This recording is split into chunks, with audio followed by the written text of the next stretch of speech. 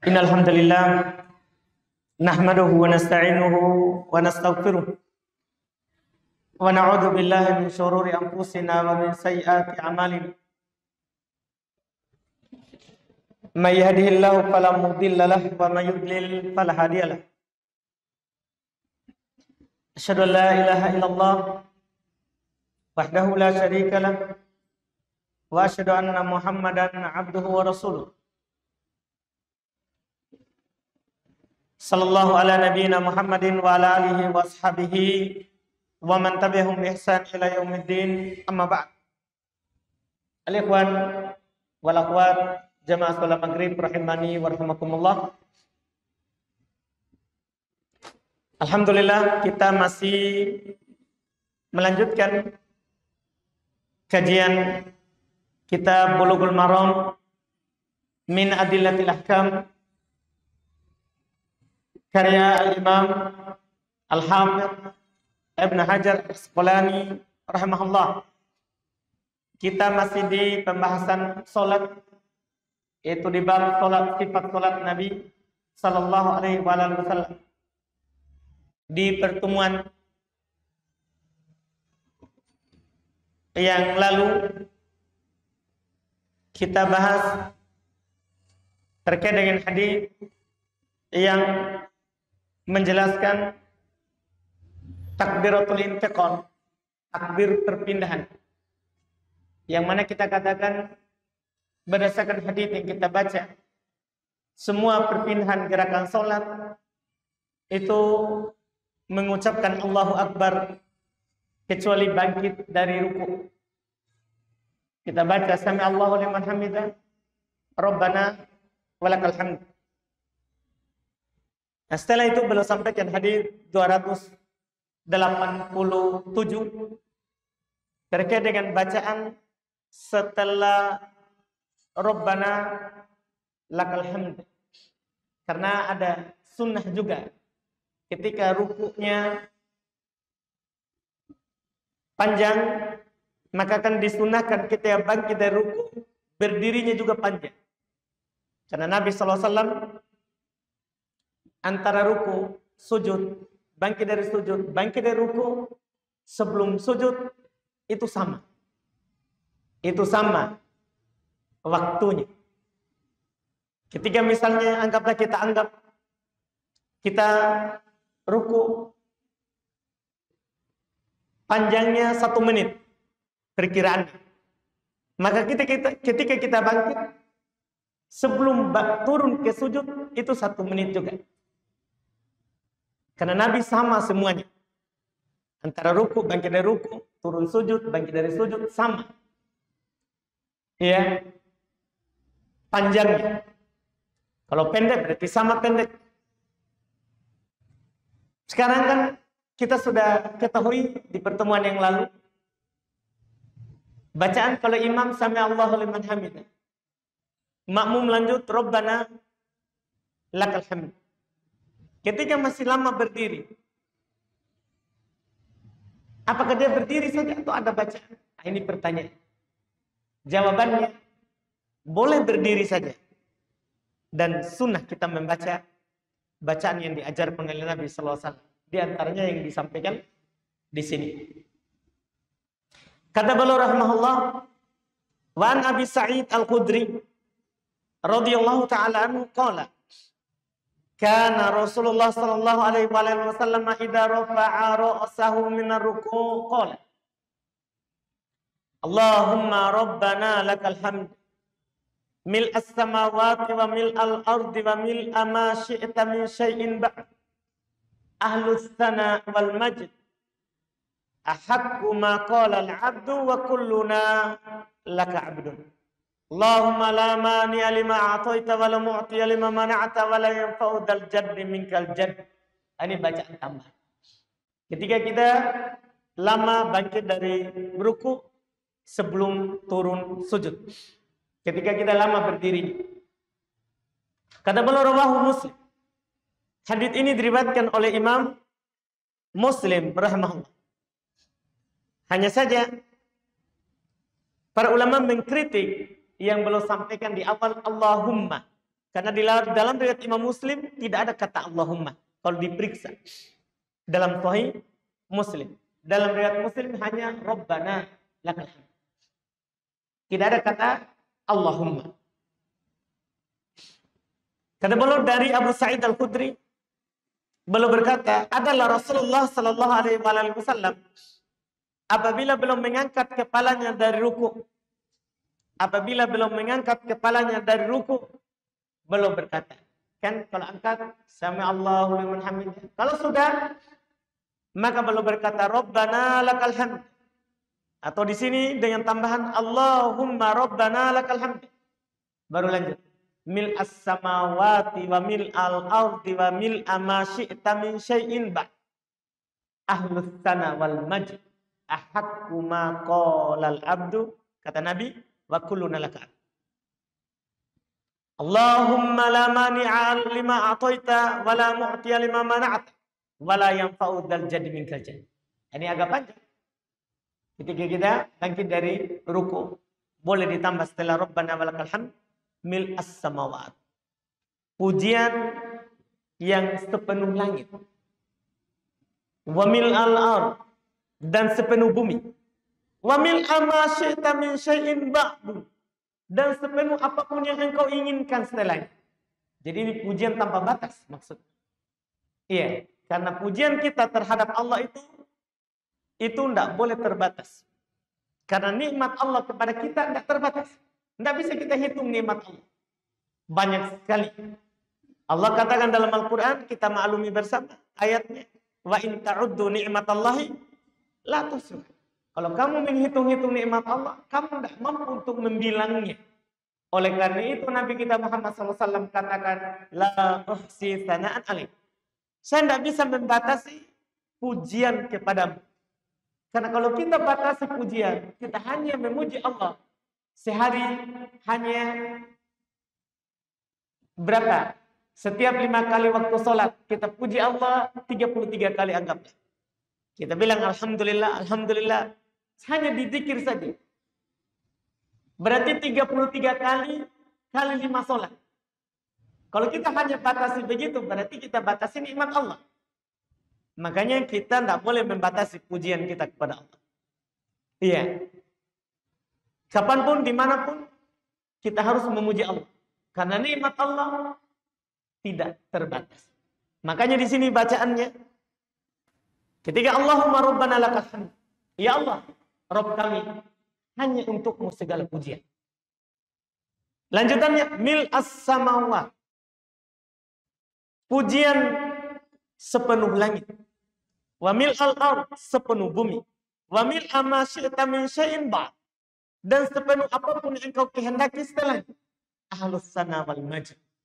Dia Allah memang ahli, pemilik yang selalu dipuji, yang selalu berulang dipuji. Ahaqqu ma qala al-'abd, yang paling berhak yang dikatakan oleh seorang hamba. Dan seluruh kita ini adalah hamba. Seluruh kita adalah hamba. Semua kita ini hamba Allah. Kemudian dilanjut, Allahumma la mani'a lima a'taita. Ya Allah, tidak ada yang bisa menghalangi apa yang engkau beri. Wala mu'tiya lima mana'ta. Tidak ada yang bisa memberi yang engkau halangi. Kalau tadi, tidak ada yang bisa menahan apa yang engkau berikan. Tidak ada. Yang kedua, tidak ada yang bisa memberi apa yang engkau tahan. La yanfa'u dzal jaddi minkal jadd. Tidak bermanfaat yang memiliki kemuliaan darimu. Tidak ada. Berapapun mulianya, maka tidak ada yang bermanfaat. Kecuali kalau Allah menghendaki itu akan bermanfaat. Ini Masya Allah, bacaan yang sangat bagus, artinya kalau kita mampu menghafal. Ada juga sahih dari Nabi SAW lebih pendek daripada ini. Itu ketika kita selesai baca Rabbana lakal hamd hamdan katsiran thayyiban mubarakan fi. Hamdan katsiran semakna juga pujian yang banyak. Thayyiban lagi baik, mubarakan fi, diberkahi padanya. Nah, ini kan semakna. pujian yang banyak, ya tanpa batas. Yang diberkahi padanya. Pujian yang diberkahi padanya. Itu boleh juga kita baca. Sah dari Nabi kita Muhammad SAW. Setelah Rabbana walakal hamd. Kalau kita lama berdirinya sebelum sujud pertama. Dan ini hukumnya adalah sunnah. Siapa yang mampu membacanya, maka pertama dia dapat pahala sunnah. Dapat pahala sunnah. Yang kedua, dia akan berdoa. Ini bacaan ini doa. Karena ada Allahumma. Dia berdoa. Dia meminta kepada Allah. Berarti dia akan mendapatkan keutamaan berdoa. Itu yang kedua. Yang ketiga, dia akan mendapatkan keutamaan karena apa yang dia minta akan diberikan oleh Allah Subhanahu wa taala. Siapa saja yang berdoa pasti akan diberikan. Pasti akan diberikan oleh Allah Subhanahu wa taala. Ini doa ini disyariatkan, disunnahkan. Ini merupakan madhabnya Imam Syafi'i dan satu riwayat dari Imam Ahmad. Karena tidak sepakat ulama madhab dalam menambah ini. Dalam menambah ini. Ini adalah madhabnya Imam Syafi'i dan satu riwayat dari Imam Ahmad. Kebanyakan orang Hanabilah pengikuti Imam Ahmad. Mereka berpendapat tidak disyariatkan menambah setelah Rabbana walakal hamd sesuatu apapun. Cukup Rabbana walakal hamd. Karena yang sahih dari Nabi katanya, beliau bersabda, "Idza qala sami Allahu liman hamidah faqul." Kalau si imam menyatakan sami Allahu liman hamidah, katakan Rabbana lakal hamd. Ini kata mereka. Tapi kita katakan betul, itu kan sah dari Nabi. Tapi ini juga sah dari Nabi. Kalau hadits idza qala al-imam sami Allahu liman hamidah, kemudian katakanlah Rabbana lakal hamd, itu Bukhari Muslim. Itu Bukhari Muslim. Riwayat Imam Bukhari, riwayat Imam Muslim. Tapi ini juga sahih. Ini riwayat Imam Muslim. Semua yang sah dari Nabi kita lakukan. Yang menyatakan tidak disyariatkan dikasih udzur. Tidak sampai kepadanya hadis. Tidak sampai kepadanya hadis. Itu udzur yang tepat untuk para ulama rahimahumullahu ta'ala. Itu yang disebutkan. Karena hadisnya sahih. Hadisnya sahih. Tambahan tadi. Bagi siapa yang mampu menghafal sunnah, kita membaca doa. Sunnah, kita membaca doa yang disebutkan. Setelah itu belum berpindah ke masalah lain lagi. Kata beliau di hadis 288, wa an ibn Abbas radhiyallahu ta'ala anhuma qala Rasulullah sallallahu alaihi wa alihi wasallam umirtu an asjuda ala sab'ati a'dhum ala al-jabha wa asyara bi yadihi ila anfi wal yadaini wa rukbataini wa atrafil qadamaini muttafaqun alaihi. Ini sudah mulai menjelaskan sujud. Sudah mulai menjelaskan sujud. Kan tadi sampai ruku bacaannya sudah. Ini sudah masuk di sujud. Belum memulai dulu dengan alat sujud. Baru nanti akan disampaikan juga hal-hal lain terkait dengan cara sujud. Insya Allah. Ini dimulai dulu dengan alat sujud. Kata beliau dari Abdullah ibn Abbas radhiyallahu ta'ala anhu. Beliau berkata Rasulullah sallallahu alaihi wasallam bersabda, umirtu. Saya diperintah. Inilah pertama. Saya diperintah. Kaidahnya kalau Nabi mengatakan saya diperintah, berarti yang memerintahkannya Allah. Kalau sahabat mengatakan kami diperintah, berarti yang memerintahkannya adalah Rasulullah. Itu cara memahami dalil. Jadi kalau Nabi bilang saya diperintah, oh Allah. Kalau sahabat yang bilang kami diperintah, atau si fulan diperintah, seperti yang telah lewat bersama kita hadis ada. Kata Anas, umi robbilah. Umil diperintah. Berarti siapa yang memerintah ini? Rasulullah. Ini sedikit-sedikit kita harus pahami cara memahami dalil yang disebutkan. Iya. Jadi kata Nabi, saya diperintah. Dan lafaz ini nanti berpengaruh sekali terkait dengan hukum sujud di atas alat sujud ini sebentar. Saya diperintah untuk sujud di atas 7 anggota sujud.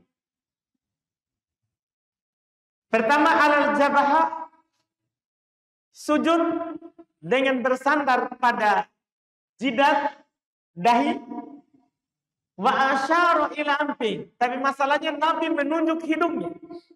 Jadi belum berucap dahi, jidat. Tapi yang belum tunjuk hidung. Nanti akan dijelaskan apa maksud. Apa maksud? Wal yadain, kedua telapak tangan. Kedua telapak tangan. Karena kata tangan, kalau dibilang tangan maksudnya telapak. Bukan tangan sampai ke siku atau tangan sampai ke ketiak. Bukan. Kalau dibilang tangan dalam dalil hadis ataupun Quran, maka tangan adalah telapak tangan. Tangan yang dimaksud adalah telapak tangan. Kalau yang diinginkan adalah bukan telapak tangan, pasti akan disebutkan. Seperti ayat wudu. Ketika di ayat wudu yang diinginkan cuci tangan sampai ke siku, Allah sebutkan siku. Di ayat wudu. Di ayat wudu. Allah katakan, ya ayyuhalladzina amanu idza kumtum ila sholati faghsilu wujuhakum. Apabila kalian berdiri untuk sholat, cuci wajah kalian. Apabila kalian berdiri untuk sholat, cuci wajah kalian. Wa aydiyakum ilal marafiq. Cuci wajah kalian dan tangan sampai ke siku. Jadi disebutkan siku. Jadi disebutkan apa? Siku. Kalau yang diinginkan bukan tangan telapak tangan. Tapi coba kita lihat ayat wudu. Ayat tayamum. Ayat tayamum. Ketika Allah Subhanahu wa taala menyebutkan ayat tayamum, maka Allah katakan, "Famsahu biwujuhikum wa aydikum." Usaplah wajah kalian dan tangan. Tidak ada sampai siku. Berarti apa yang kita pahami itu dari kaidah berdalil tadi? Kalau di wudu sampai siku, kalau di tayamum telapaknya saja. Telapaknya saja. Makanya dalam hadis Nabi ketika tayamum, Nabi bilang cukup tepukan ke tangan atau ke permukaan 1 kali, usap wajah dan tangan. Telapak tangan yang disebutkan, bukan tangan sampai ke siku. Jadi ini bedakan antara tayamum sama wudu. Mungkin kita pahami ini faedahnya. Jadi ini faedah dan sekaligus kaidah dalam berdalil. Jadi kalau kita dengar sebutan tangan, maka maksudnya telapak tangan. Ini sampai ke pergelangan. Sampai pergelangan. Kalau seandainya selain ini yang diinginkan, maka pasti Allah dan Nabi akan menyebutkan sampai mana. Misal terkait dengan potong tangan bagi pencuri. Ketika orang mencuri, potong tangannya sampai mana? Bagi yang menerapkan hukum syar'i. Ya. Potong tangannya sampai mana? Kira-kira sampai mana? Kita lihat lafaz ayat. Kata Allah, as-sariq was-sariqatu faqta'u aydiyahuma. Pencuri laki-laki dan perempuan, potong tangannya. Dibilang potong tangannya. Tidak ada dibilang sampai ke siku, sampai ke ketiak. Tidak ada. Dibilang potong tangannya. Di mana dipotong berarti? Sampai pergelangan. Karena dibilang tangan. Kalau dibilang tangan berarti ini saja. Telapak tangan saja. Pergelangan tangan. Itu pencuri. Nah, sama juga di wudu, tayamum. Di sini di sholat. Ketika kita sujud, kata Nabi, saya diperintahkan untuk sujud di atas 7 anggota sujud. Jidat, belum tunjuk hidung, dan kedua tangan. Di mana ini? Apa ini? Kedua tangan. Apa yang kita pahami? Kedua tangan sampai siku kita sentuhkan di lantai atau telapak tangan saja. Paham? Sekarang kita berdalil di sini. Telapak tangan saja. Makanya nanti akan datang pembahasan. Kita dianjurkan bahkan tidak boleh. Kita dianjurkan untuk mengangkat ini siku. Tidak boleh melantai. Ini siku tidak boleh melantai ketika sujud. Bahkan diperintah. Akan datang nanti dalil. Kenapa? Karena yang sujud itu cuma ini. Ini telapak. Bukan ini. Sebagian orang kalau sujud melantai. Itu dilarang. Nanti akan datang haditsnya. Kita dilarang sujud seperti anjing yang sedang tidur. Anjing kalau tidur, dia melantai tangannya. Iya, itu dilarang. Nanti akan datang pembahasan. Jadi di sini yang diperintahkan sujud dengan kedua telapak tangan. Berarti ini sudah 3. Wasut batai, kedua lutut. Kedua lutut. Kalau ini jelas, kalau lutut. Ini sudah 5. Wa atrafil qadamain, dan ujung kedua kaki, yaitu jari-jarinya. Ujungnya maksudnya yang di jari-jarinya. Ujung kedua kaki. Itu semuanya 7. Itu semuanya 7. Iya. Ini hadis kata beliau muttafaqun alaih. Diriwayatkan oleh Imam Al-Bukhari dan Imam Muslim. Di sini ada pembahasan pertama, hukum sujud di atas 7 anggota sujud tadi. Hukum sujud di atas 7 anggota sujud tadi. Para ulama kita rahimahumullah, tidak ada silang pendapat akan disyariatkannya sujud di atas 7 anggota sujud tadi. Kalau kita sujud, maka 7 itu harus menyentuh di bawah. Dari paling belakang, ujung kedua kaki, jari-jari. Kemudian maju lagi ke depan, lutut. Ke depannya lagi adalah kedua telapak tangan. Kemudian jidat kita. Ini tidak diperselisihkan akan disyariatkannya. Bahkan sujud yang sempurna adalah kalau 7 itu menyentuh tempat sujud. Cuman mereka berselisih tentang hukumnya. Wajib atau sunnah. Wajib atau sunnah. Pada dasarnya, semuanya berpendapat dari ulama fikih. Semuanya wajib kita pakai. Wajib menyentuh tempat sujud. Itu 7 itu. Cuman mereka berselisih pada hidung. Hidung yang mereka perselisihkan. Kalau yang disebutkan oleh Nabi dengan ucapan, Nabi sebutkan dengan ucapan, itu semuanya mengatakan wajib. Jadi yang disebut oleh Nabi dalam ucapan itu, jidat, kedua telapak tangan, kedua lutut, ujung kedua kaki. Semuanya bilang itu wajib. Mereka berselisih tentang hidung. Karena Nabi sebut jidat, belum tunjuk hidung.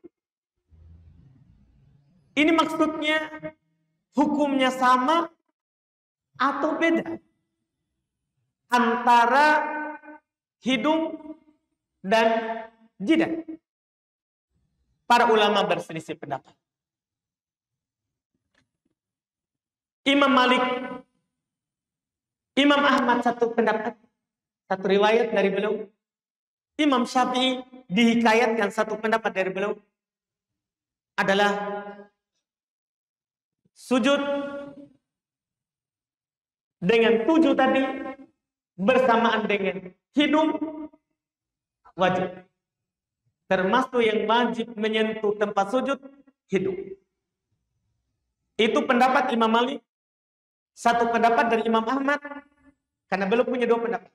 Dan satu pendapat dinukil, dihikayatkan dari Imam Syafi'i, karena beliau juga punya 2 pendapat. Wajib semua hukum. Jidat, kedua telapak tangan ini, kedua lutut, ujung kaki, hidung, wajib menyentuh tempat sujud. Ini pendapat pertama. Dalilnya hadis yang ada di depan kita. Nabi katakan umirtu an asjuda ala sab'ati a'dhum. Saya diperintahkan untuk sujud di atas 7 anggota sujud.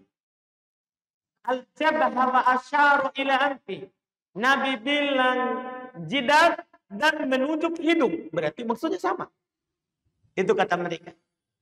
Maksudnya sama. Sementara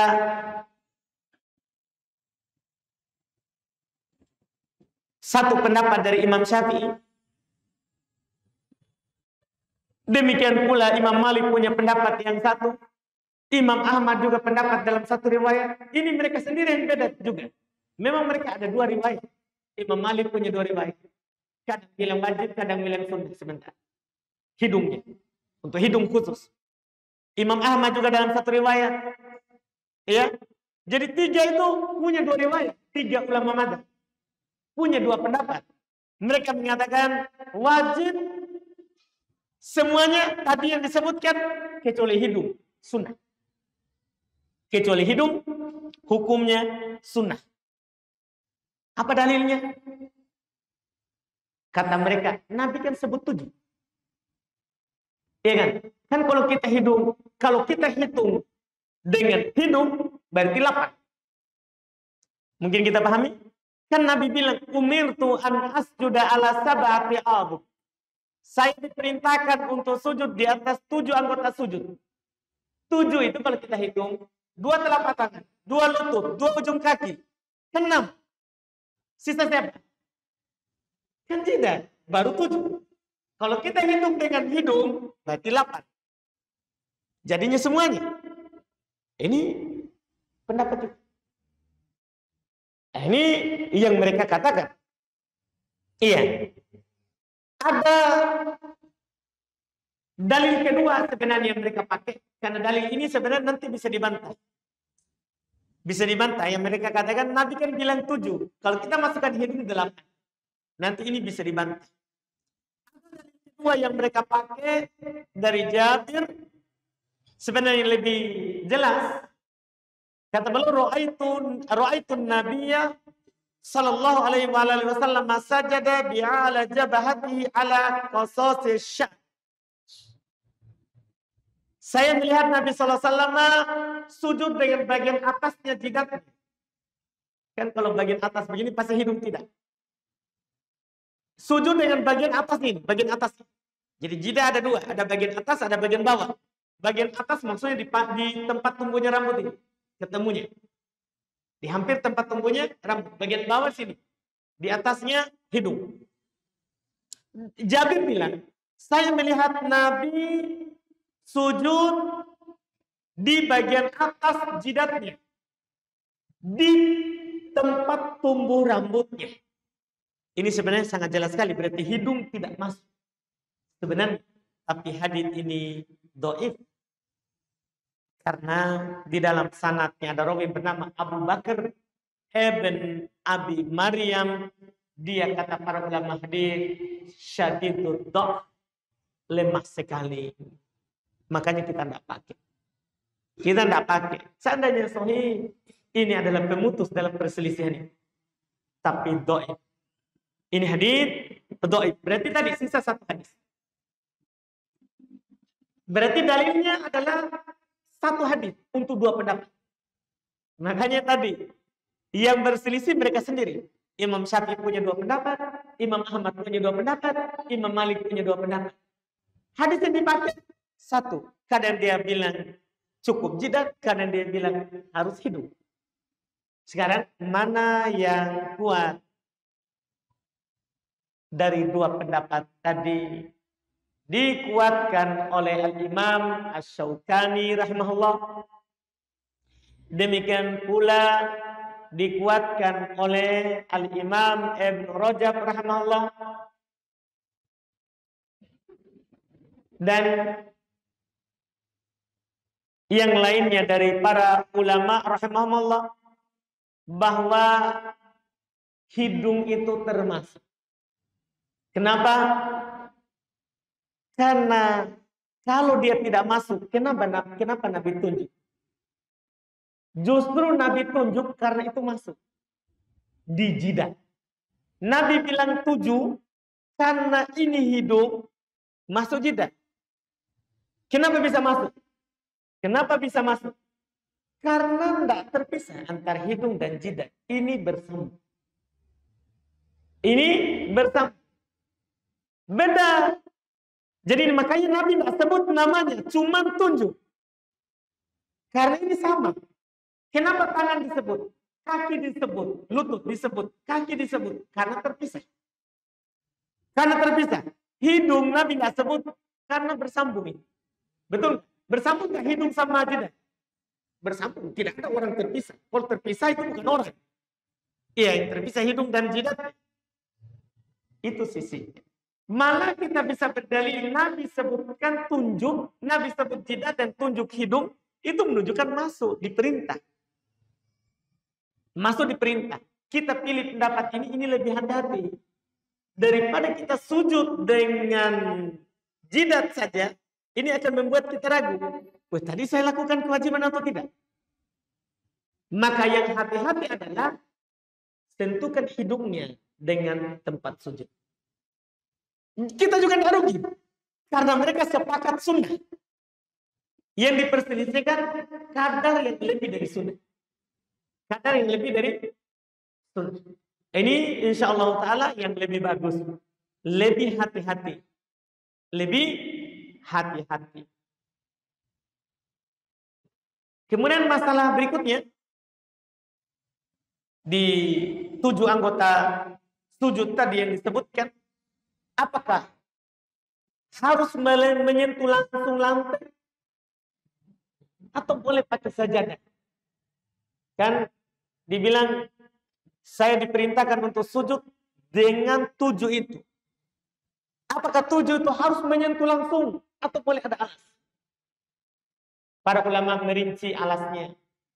Kalau alasnya tidak bersambung dengan badan, maksudnya kita tidak pakai. Kita tidak pakai. Contohnya yang tidak kita pakai, sajadah. Karpet. Maka itu boleh tidak makruh. Itu boleh tidak makruh. Dipahami mungkin? Kalau terpisah. Kenapa boleh tidak makruh? Karena itu masuk tempat sujud. Itu masuk tempat sujud. Nah, sekarang tinggal bagaimana kalau yang bersambung dengan badan kita. Seperti songkok. Kita pakai. Menutup jidat.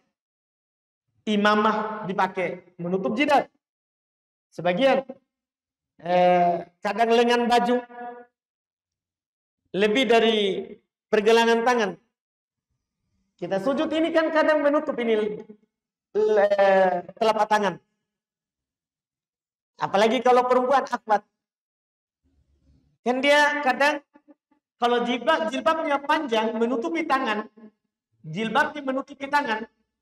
Kan nanti akan menghalangi di tempat sujud. Demikian pula hal-hal yang lain. Iya. Yang bisa menutup. Yang bersambung dengan badan kita yang kita pakai. Itu apa hukumnya? Nah, kalau ini diperselisihkan oleh para ulama rahimahullah. Diperselisihkan. Imam Syafi'i rahimahullah, beliau punya pendapat bahwa tidak sah sujud kalau dihalangi oleh imamah. Tidak sah sujud kalau dihalangi oleh ujung pakaian. Ujung pakaian.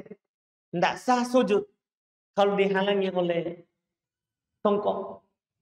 Tidak sah. Harus ini menyentuh lantai. Jadi kalau kita pakai songkok, pakai imamah, harus kita kasih ke atas. Karena ini harus menyentuh tempat sujud. Ini Imam Syafi'i rahimahullah ta'ala. Belum mengatakan bahkan tidak cukup sujud kalau ada penghalang. Kalau ada penghalang. Ini ya. Ini yang belum katakan. Dan belum diselisihi oleh mayoritas ulama madhab. Diselisihi oleh mayoritas ulama madhab. Kalau mayoritas mereka berpendapat bahwa sunnah kita sujud dengan jidat ini terbuka penuh, kedua telapak tangan terbuka penuh, kedua ujung kaki terbuka penuh. Sunnah katanya. Makruh kalau ini terhalangi, tidak membatalkan sholat. Tidak membatalkan sholat. Ini pendapat mayoritas. Ini pendapatnya mayoritas. Kalau dia lakukan, misalnya ada orang sujud, dia bentangkan imamannya di jidatnya, atau dia turunkan songkonya ke bawah sampai ke alis, sah. Sah sholat. Cuman dia meninggalkan yang afdol, meninggalkan yang lebih utama. Sah sholatnya, cuman dia meninggalkan yang lebih utama. Ini mayoritas. Menyelisih Imam Syafi'i rahimahullah ta'ala. Apa yang kuatnya? Yang kuatnya adalah pendapat mayoritas, bukan pendapat Imam Syafi'i. Kenapa? Karena alasannya dikiaskan kepada orang yang pakai sepatu sholat, pakai kos kaki. Kan orang kalau sholat pakai sepatu, pakai kos kaki, kan boleh. Kalau kita wajibkan harus menyentuh tempat sujud, berarti tidak boleh pakai sepatu, tidak boleh pakai kos kaki, tidak boleh pakai sandal. Karena kalau kita pakai, berarti pasti tidak menyentuh. Tidak bisa berarti perempuan pakai kos tangan. Dipahami kan? Itu alasan pertama. Alasan kedua, dikiaskan dengan lutut. Lutut. Kalau kita katakan tidak boleh pakai alas, berarti kita harus naikkan dulu celana baru sujud. Naikkan dulu baju baru sujud, supaya apa? Menyentuh lantai. Nah, itu tidak cocok. Tidak cocok. Yang dimaksud menyentuh adalah bersandar dengan tujuh itu. Kalau kita sujud harus bertumpu dengan tujuh itu, walaupun ada alasnya. Walaupun ada alasnya yang bersambung dengan badan kita. Kita bertumpu dengan tujuh itu. Kita sujud, bersandar di tempat sujud dengan jidat, hidung, kedua telapak tangan, kedua lutut, kedua ujung kaki. Itu yang dimaksudkan, dan ini insya Allah yang benarnya. Di antara yang lebih menguatkan adalah, dan ini membuat kita pilih pendapat ini adalah apa yang datang dari Anas bin Malik, riwayat Imam Muslim. Beliau berkata, kunna nusolli ma'an Nabi sallallahu alaihi wasallam fayadhu ahaduna taraf as-sawbi min shiddatil harri fi makani sujudi fayasjudu alaihi. Kami sholat bersama Nabi SAW.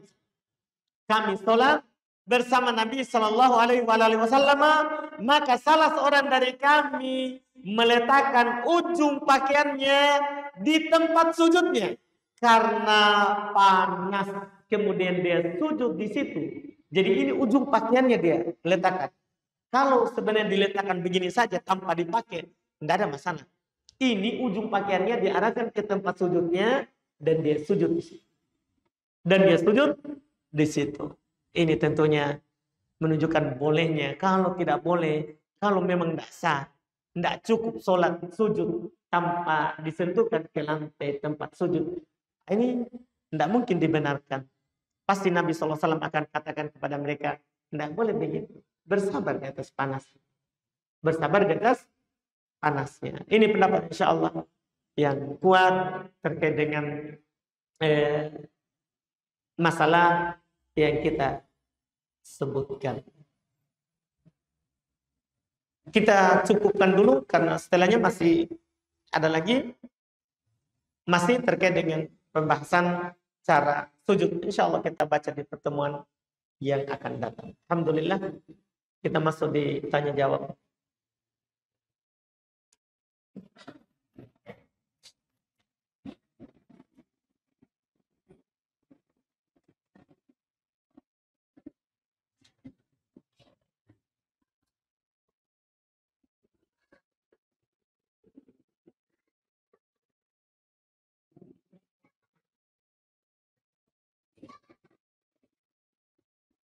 Ini ada pertanyaan Apa yang bismillah, apa yang harus kami lakukan, apa yang harus dilakukan. Apa yang harus dilakukan makmum jika imam sujud sahwi setelah salam karena adanya kesalahan menambah gerakan duduk tasyahud awal. Kami yang makmum akhwat ketika itu tidak mengikuti kesalahan gerakan imam yang di rakaat awal langsung duduk tasyahud. Apakah sudah benar kami tidak ikut sujud sahwi bersama imam? Tidak benar. Jadi walaupun kita tidak salah, tapi kalau imam sujud sahwi, kita sujud. Karena inna maju ilal imam yutamabi. Imam itu dijadikan supaya diikuti. Imam itu dijadikan supaya diikuti. Para sahabat yang salah waktu itu Nabi. Pernah beliau tidak tasyahud awal. Pernah juga beliau sholat duhur cuma 2 rakaat. Setelah salam diingatkan bahwa sholat kurang. Bahkan ada seorang bertanya, apakah sholat sudah dikosor? Maksudnya sudah dikurangi. Atau engkau lupa ya Rasulullah? Nabi bilang tidak. Benda dikosor, tidak dikurangi. Maka Nabi bertanya, apakah seperti yang dikatakan oleh itu?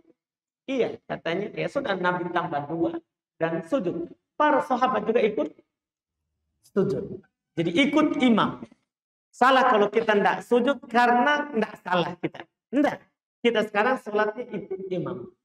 Kita sholatnya ikut imam. Jadi kalau imam sujud, kita sujud. Kalau imam tidak sujud, walaupun kita salah makmum, tidak sujud. Tidak sujud. Misalnya ada makmum salah. Imam tidak salah. Maka makmum tidak sunnah sujud sahwi.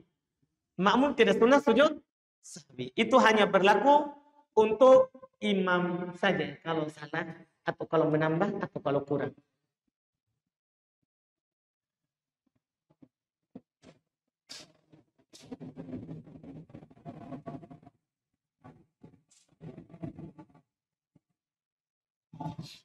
Bagaimana memahamkan istri bahwa wanita itu tempat terbaiknya adalah rumahnya? Iya, gampang sekali. Sampaikan saja hadis Nabi SAW. Bahwa tempat terbaik untuk perempuan adalah rumahnya. Cuman kalau dia minta izin ke masjid, tidak boleh kita larang. Itu tadi itu tempat terbaik di rumah maksudnya kalau selain masjid. Kalau dia minta ke masjid, tidak boleh dilarang. Tidak boleh dilarang. Karena Nabi SAW yang mengatakan tempat terbaik bagi perempuan adalah rumah. Tapi di sisi lain, dalam hadis Bukhari Muslim, riwayat Bukhari Muslim dari Abdullah ibn Umar radhiyallahu ta'ala, Nabi bersabda, La tamna'u ima Allahi masajidallah.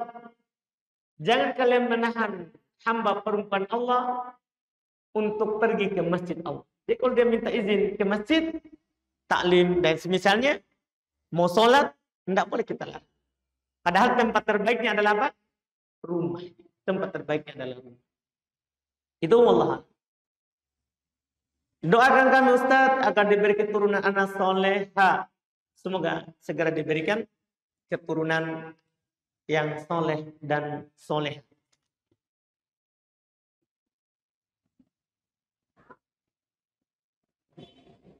Jika kita sholat Jumat di suatu masjid dalam safar, apakah boleh kita menjamaknya dengan sholat asar? Pertama, orang yang safar tidak wajib sholat Jumat. Jadi, supaya kita sebentar tidak masuk dalam perselisihan, boleh nggak jamak asar ke Jumat? Safar jangan sholat Jumat. Karena orang musafir tidak wajib Jumat, tidak wajib jamaah. Saya ulangi, musafir tidak wajib Jumat, tidak wajib jamaah. Tidak wajib untuk menghadiri sholat Jumat. Dan tidak wajib untuk menghadiri jamaah. Itu musafir. Itu musafir. Iya. Tapi sekarang, anggaplah. Kita ikut sholat Jumat. Atau kita ikut sholat berjamaah. Kalau sholat berjamaah tidak ada masalah. Kita boleh jamaah setelahnya. Setelah sholat bersama mungkin, boleh kita bangkit 2 rakaat sholat asar. 2 rakaat setelah sholat maghrib ikut imam. Setelah itu 2 rakaat sholat isya. Tidak ada silang pendapat. Yang masalah adalah di Jumat. di sholat Jumat. Apakah boleh kita menjama' asar, kita ikut Jumatan, dan kita mau lanjut perjalanan? Boleh kita jama' dengan sholat asar? Diperselisihkan. Sebagian ulama seperti dinukil dari orang Hanabilah, tidak boleh. Sholat jama' asar setelah Jumat. Sebabnya sholat Jumat itu boleh sebelum waktu. Sholat Jumat boleh sebelum masuk waktu zuhur. Itu pendapat mereka. Itu harus dipahami. Saya ulangi, sebabnya adalah sholat Jumat boleh sebelum masuk waktu zuhur. Karena dia Id. Karena dia Id. Makanya ketika bertepatan Id Fitri atau Id Adha dengan hari Jumat, boleh kita tidak hadir Jumat. Kita sholat zuhur. Dipahami ini? Karena ada dua Id di situ sekarang. Sholat Jumat boleh diawalkan waktunya. Bahkan kata dalam madhab Hanabilah, boleh sholat Jumat pagi. Tidak ada masalah. Nah, ketika sholat Jumat dilakukan sebelum waktu, tidak boleh kita jama' asar. Karena belum masuk waktunya. Itu sisi tidak bolehnya. Ulama lain mengatakan boleh saja. Boleh saja. Apalagi boleh jam. Apalagi kalau dia sholat Jumat setelah masuk waktu zuhur. Nah, ini tidak ada masalah. Karena sudah masuk waktu. Karena sudah masuk apa? Waktu. Dan ini yang kuatnya insya Allah. Kecuali dia sholat Jumat sebelum waktu, tidak boleh. Kecuali dia sholat Jumat sebelum waktu, tidak boleh. Tapi kalau dia sholat Jumat setelah waktu. Seperti sekarang kan rata-rata orang sholat Jumat kapan? Kan kalau sudah masuk waktu zuhur, tidak ada masalah. Tidak ada masalah untuk menjamak qasar sholat asar setelahnya. Itu wallahu a'lam.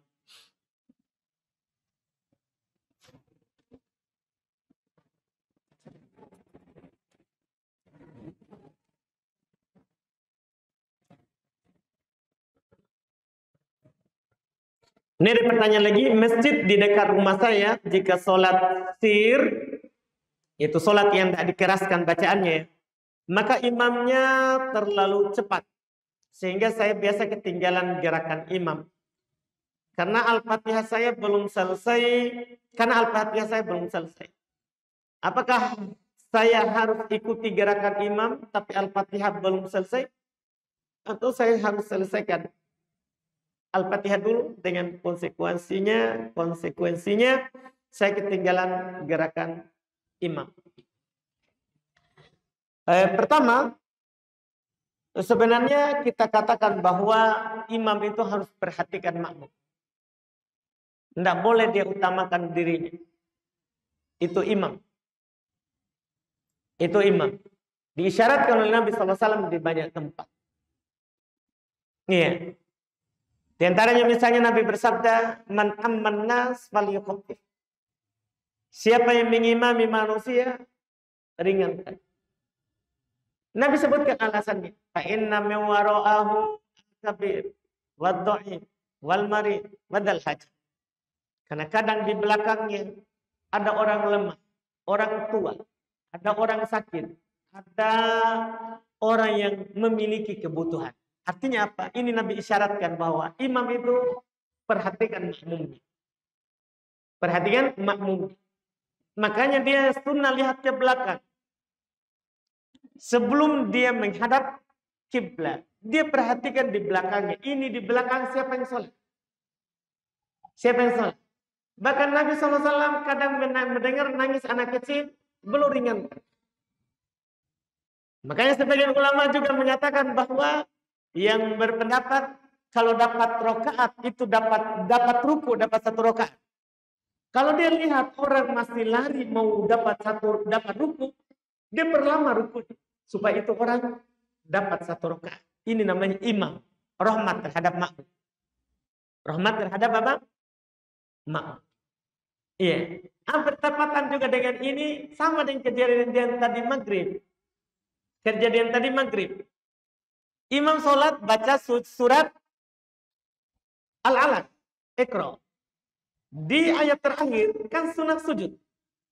Tapi imam harus perhatikan makmum. Ini makmum tahu nggak sujud sahwi di situ? Atau dia nggak paham? Karena banyak orang awam hanya tahu sujud afwan, bukan sujud sahwi, sujud tilawah. Orang awam hanya tahu sujud tilawah kalau Jumat. Orang awam. Dia tahu sujud tilawah itu Jumat saja, subuh. Itu orang awam. Kebanyakan orang awam begitu. Dia tidak paham kalau sujud tilawah itu ada juga banyak tempat di Quran. Seperti juz 30 kan ada 2. Di antaranya tadi al-alam. Imam harus perhatikan, siapa ini di belakang saya? Penuntut ilmu atau orang awam? Supaya tidak terjadi kebingungan seperti tadi. Kesalahan pertama, imam tidak takbir. Sehingga orang tidak tahu dia sujud. Kan tidak semua orang tahu bahwa ujung al-alaq ini adalah sujud. Itu kan kesalahan pertama. Orang bingung, ini apa? Dia tidak takbir. Itu kan sudah membuat di belakang kacau. Yang orang awam. Ada yang sujud, ada yang tidak sujud. Karena tidak ada suara. Tidak ada suara. Takbir. Kan Nabi bertakbir setiap naik turun. Apalagi itu pendapat mayoritas. Mayoritas yang berpendapat. Sujud, tilawat, takbir. Kalau dalam sholat. Di luar sholat tidak takbir. Di luar sholat tidak takbir. Dalam sholat takbir. Apalagi di belakangnya orang tidak paham. Orang tidak paham. Itu pertama. Kedua, karena orang juga tidak tahu di situ sujud. Atau orang lihat orang sujud, dia kira bahwa ini sudah sujud. Tapi tidak takbir imamnya, dia lupa. Akhirnya imam bangkit lanjut baca, dia masih sujud kedua. Ini kan maksudnya kita harus lihat ke belakang imam itu. Dia pikirkan, makmumku ini berapa? Kan pemimpin. Makmumku ini paham nggak ini masalah? Atau tidak paham? Kan tidak semua orang datang sholat duduk di sini sama aku. Mereka habis sholat keluar. Alhamdulillah telah sholat 5 waktu. Iya, mereka tidak dengar taklim. Semoga Allah memberinya hidayah. Kan begitu. Tidak semua orang punya ilmu. Mereka hanya tahu gerakan sholat saja. Bacaan sholat saja. Tidak tahu sujud tilawah. Iya, mereka tahu sujud tilawah di subuh Jumat karena turun-temurun itu dilakukan. Itu dilakukan. Ini makmum harus perhatikan. Harus perhatikan. Nah, terkait dengan masalah kita ini, imam harus paham. Kalau makmumnya belum bisa kejar, tidak apa-apa dia diam. Tidak ada masalah. Rahmat bagi makmum. Seperti begini. Tidak sunnah. Kita baca Al-Fatihah di sholat maghrib.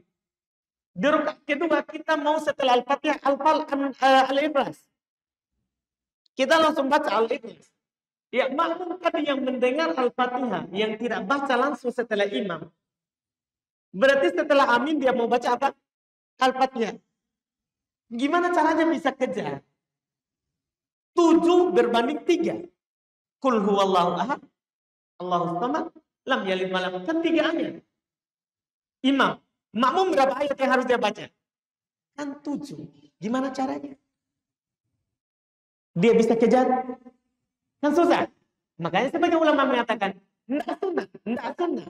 Tapi kalau dia berhenti dulu sebelum dia baca Al-Ikhlas, supaya makmum bisa kejar Al-Fatihahnya sebentar, kita belum ruku. Ini semua dikatakan seperti itu. Tidak sunnah imam itu diam. Tapi kasihan makmum. Supaya dia tidak baca Al-Fatihahnya tidak tergesa-gesa. Itu yang disebutkan oleh para ulama kita. Itu yang disebutkan. Itu namanya rahmat terhadap siapa? Makmum. Ini sampai begini. Seharusnya imam begitu. Dia lihat ke belakang. Tapi anggaplah sekarang kita makmum kepada imam yang seperti ini. Kalau kita sudah tahu seperti itu, jangan sholat di situ. Jangan sholat di situ. Tapi kalau kita tidak tahu, tiba-tiba dapat seperti itu, maka kita tambah. Yang kita tidak kejar Al-Fatihahnya, kita tambah 1 rakaat. Yang kita tidak bisa kejar Al-Fatihahnya, kita tambah 1 rakaat. Karena la sholata liman lam yaqra' bi Fatihatil Kitab. Tidak ada sholat bagi orang yang tidak membaca Al-Fatihah. Itu wallahu a'lam.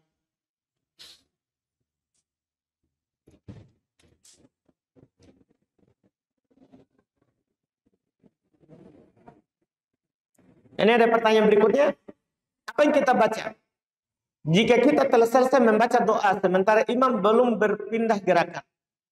Misalnya dalam sholat sir, kita telah membaca surat Al-Fatihah dan surat pendek. Tetapi imam belum ruku. atau saat tasyahud awal, tapi imam belum bangkit, sementara kita telah selesai membaca doanya. Kalau sedang berdiri, tambah ayat. Kalau berdiri kan gampang, tambah ayat. Tambah surat lain lagi.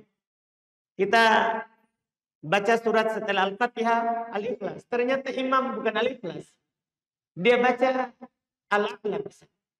Tambah surat. Kita tambah surat. Boleh kan membaca 1 surat, 2 surat, 3 surat dalam 1 rakaat. Tidak ada masalah. Tidak ada masalah. Dalam keadaan tasyahud, kalau imam belum bangkit, kita sudah selesai membaca doa, tambah doanya. Kita berdoa, kan boleh. Nabi yang bilang begitu. Kalau kita sudah selesai baca tasyahud, sampai asyhadu an la ilaha illallah wa asyhadu anna Muhammadan abduhu wa rasuluh, kata Nabi, "Falyataqayyar ma syaa min doa." Pilih apa yang dia mau dari doa. Jadi pilih doanya sampai imam bangkit baru kita bangkit. Pilih doa yang kita mau baca sampai imam bangkit baru kita apa? Bangkit. Itu Allah.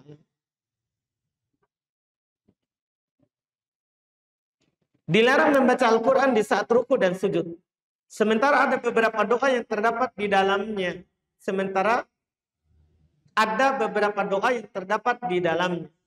Apakah doa di dalam Al-Quran juga dilarang? Semua. Yang penting Quran. Kan lapangnya, dilarang membaca Al-Quran. Apakah Quran itu doa atau bukan doa? Dilarang. Jangan dipaksakan membaca di ruku dan di sujud. Jangan dipaksakan dibaca di ruku dan di sujud. Sudah selesai, alhamdulillah. Pertanyaan?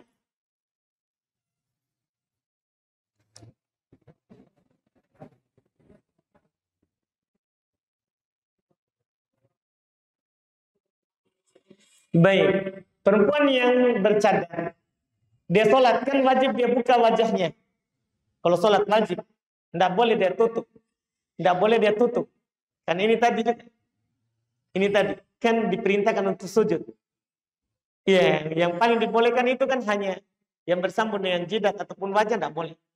Tapi bagaimana kalau ada yang lewat yang bukan mahram, boleh nggak dia tutup? Boleh. Itu darurat namanya untuk menjaga aurat. Itu darurat untuk menjaga aurat. Menutup pintu fitnah. Jangan sampai ada memang orang menunggu. Tunggu sebentar. Kalau dia sholat itu nak buka. Itu masalah. Ya, tidak mau. Kita tutup. Dibolehkan. Iya, dibolehkan. Karena dibutuhkan darurat untuk menjaga aurat. Allah. Cukup, kita tutup. Alhamdulillah, kita lanjut lagi di pertemuan akan datang dengan melanjutkan masih pembahasan cara sujud. Semoga apa yang kita ambil di malam hari ini ada manfaatnya. Subhanallah, hamdik, asyhadu an la ilaha illa anta, astaghfiruka wa atubu ilaik. Assalamualaikum warahmatullahi wabarakatuh.